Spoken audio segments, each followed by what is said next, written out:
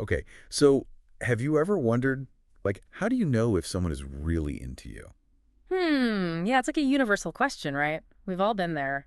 Totally. And we're going to deep dive into that today, kind of using this advice we got from a podcast. It's called Heart to Heart with these hosts, Emma and Jake. Oh, I've heard of that one. Yeah. They do a really fun episode all about signs you're in love. Yeah. I mean, not that we're love Yeah, experts or anything, right. but it did get me thinking, like, are these signs legit? Like, universal? You know what I mean? Yeah, because figuring this stuff out, that's kind of a big deal, right? Huge. So, like, their first big sign is they prioritize you. Okay, interesting. And they even gave this example of, like, remembering your coffee order. Oh, that's cute. Yeah. But is that love, though? Or just, like, being a decent person? I think, well, it might depend. It's less about the what and more about that consistent effort. Like they're paying attention to what you need. Oh, okay. It kind of goes back to that whole love languages thing. Have you heard of that? Yeah. Isn't that like some people are all about gifts, others need quality time, that kind of thing? Exactly. So something as simple as remembering your coffee, for someone whose love language is acts of service, that could be huge EE for them. Oh, wow. Like a super meaningful gesture. But to someone else, it might not land the same way. It was developed by Gary Chapman. Right, right. Really helpful for relationships. Yeah, it makes you rethink those small things for sure. Yeah. So Heart to Heart also talked about genuine interest, like going beyond just surface level chit chat. Mm-hmm. They said it's about asking meaningful questions and really remembering those details. See, that's all about empathy and active listening, which are so crucial for any healthy relationship. It's that difference between actually listening and just like pretending to while you scroll on your phone, right? Exactly. It shows they actually care about what you have to say. Yeah, that makes sense. Yeah. Okay, so another one they brought up was always there for you, like through thick and thin, not just the fun times. Okay, but how do you know if that's romantic or just like solid friendship? That's what I was thinking. Good friends are there for you too, you know? Yeah, but I think with romantic relationships, you tend to get a deeper level of support, not just emotional, but sometimes even practical or financial support. Emma and Jake were really emphasizing dependability, Right. which is interesting because that ties into trust, which is like the foundation of any lasting love. It's that feeling of, I've got your back no matter what. Yeah, Right? exactly. Okay, their next sign was, they make you feel special. Ooh, I like this one. Yeah, and they talked about like how that person looks at you, makes you feel like the only person in the room. Ah, But I mean, couldn't a good salesperson do that too? well, maybe. But they Mm-mm. probably aren't backed by like actual psychology. Yeah. And nonverbal communication is so powerful. Even tiny things like eye contact, a touch, the way they lean in when you're talking, it all adds up. So you feel seen, not just another face in the crowd. Exactly. And the last point from Heart to Heart was they see a future with you. And they talked about like discussing long-term plans and using we language, but couldn't that just be wishful thinking sometimes? Oh, definitely. Someone could be projecting their hopes, even if the other person's not on the same page, for sure. Yeah, exactly. It's about actually being aligned. Do you really share the same goals and vision? Mm-hmm. That shared sense of purpose can be super powerful in a relationship, like building something together. Love that. So we've got these 5 signs from Heart to Heart: prioritizing you, Yeah. genuine interest, always being there, making you feel special, and seeing a future together. Sounds like a good starting point, right? It is, but Yeah. but it's super important to remember, like, context is everything you know. Oh, yeah, for sure. These signs, they can look totally different depending on the people, their culture, even how long they've been together. Yeah, that makes sense. Like at the beginning, all that intense infatuation, it can kind of look like love, even if it's not quite there yet. Oh, yeah. Like someone's all over you at first, but then like as things get more real, it fades. Yeah. Exactly. That's why I gotta look at the whole picture. Are these signs sticking around? Do they actually fit what you need in a relationship? Right, right. And honestly, how do these actions make you feel? Because love should feel good, shouldn't it?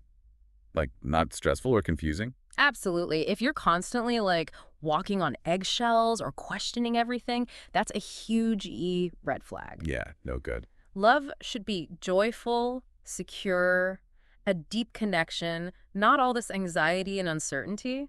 Thanks. It shouldn't feel like you're trying to crack a code?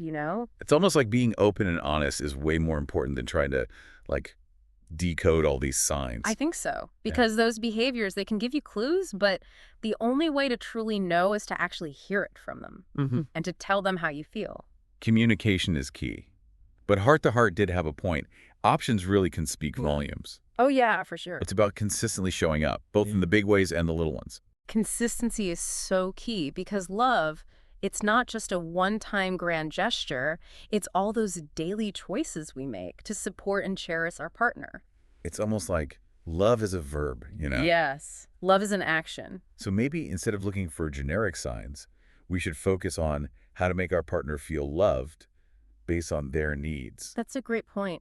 It's like if you try to talk to someone in a totally different language, Right. you might be saying the right words, but the meaning just gets lost. Wow, yeah. Love can be kind of like that. We need to learn how to speak to our partner's heart in a way that resonates with them. Okay, I love that analogy. But back to those signs, what are some common mistakes people make when they're trying to figure out someone's feelings?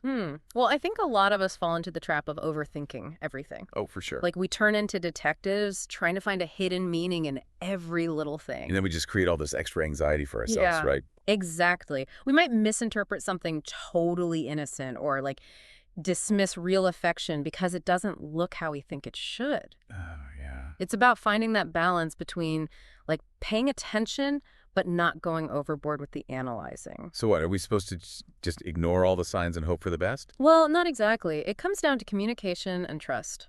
If something feels off, don't be afraid to talk about it. Yeah. Tell them what you're noticing, ask for clarification, and be open about your own feelings. So no more guessing games.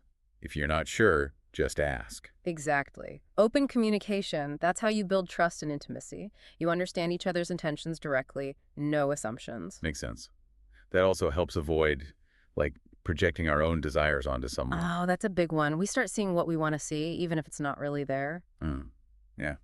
That's just setting yourself up for disappointment. We might mistake kindness for something more, or see grand gestures where there are none. Right. It's crucial to stay grounded in reality. Pay attention to actions, A&D words, not just what we hope is true. So basically, a little bit of objectivity can go a long way. Exactly. And remember, love is a two-way street. It's not just about our feelings, it's about how the other person feels and how they show it. So even if we think we've ticked all the boxes on the signs of love list, there's no guarantee the other person feels the same way. That's right. Love needs to be reciprocated. It's a dance between two hearts, each with its own rhythm. Ooh, that's pretty. And sometimes, even if we really want it to, those rhythms just don't match up. And that's okay, right? Totally. Not every connection is meant to be romantic, and that's perfectly fine. Every relationship, whether it's friendship or love, it brings something special to our lives. Absolutely. Yeah. So those initial signs, they might spark our curiosity, but love is way more complex than any list can capture. It's definitely not that simple. It's a journey of discovery and connection, and the most amazing things are often hidden beneath the surface. I like that. So now that we've talked about those signs, the pitfalls, the communication piece, I think we're ready for the big question. How do we really know when someone is in love with us?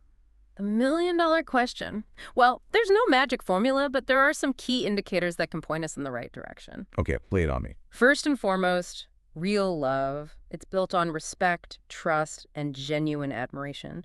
You feel seen, heard, valued for exactly who you are, even the messy parts. It's that feeling of being accepted without having to pretend. Right, exactly. There's a sense of safety and vulnerability. You're comfortable sharing your deepest thoughts and fears without judgment. Like you have a safe space to just be yourself, knowing you'll be loved no matter what. Precisely. And with that safety comes deep connection and intimacy. You actually want to spend time with this person, not because you have to, but because you truly enjoy it. You just want to be around them, and you miss them when they're not there, right? Exactly. It's that pull, both physically and emotionally. And it goes both ways. You can feel that they want to be close to you, too. Yeah, it's like two magnets just drawn to each other, you know? Totally. And with that attraction, there's this joy, this sense of fulfillment, like being with them just makes you happy. Yeah, like they lift you up. Exactly. They make you laugh. They inspire you to grow.